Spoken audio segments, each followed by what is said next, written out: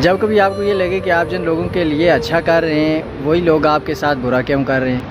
آپ جن کے لیے اچھا سوچ رہے ہیں، اچھا گمان رکھ رہے ہیں، وہی لوگ آپ کے لیے آزمائش کیوں بن رہے ہیں۔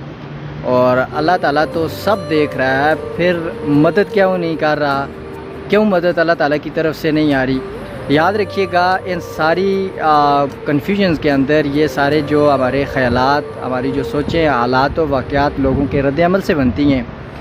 ان میں ایک بات یاد رکھیے گا کہ جب بھی ہم کسی ایگزام کے اندر، امتحان کے اندر پیپر دینے کے لیے بیٹھتے ہیں تو اس کا ہرگز یہ مطلب نہیں ہوتا کہ کسی ایک سوال کا درست جواب دے کر ہم اٹھ جائیں، باقی ہم نے سوالات کے جوابات نہیں لکھنے ہوتے، بلکہ ہمیں سارے سوالوں کا جواب جو صحیح لکھیں گے تو تب جا کے ہمیں نمبر ملتے ہیں۔ اور جب ہم پیپر حل کر لیتے ہیں اس کے بعد ہمیں رزلٹ کا جو نتیجہ ہوتا ہے اس کا باقاعدہ انتظار کرنا پڑتا ہے۔ ایسا بھی نہیں ہوتا کہ ہمیں فوراً جو ہے ہمارے جو نمبر ہیں وہ ہمیں بتا دیے جائیں۔ یہ زندگی بھی ایک امتحان گاہ ہے، ایسا نہیں ہو سکتا کہ آپ کی اچھائیوں کا صلہ آپ کو فوراً ہی مل جائے۔ ابھی تو سفر باقی ہے، ابھی تو صبر جو ہے یہ باقی ہے۔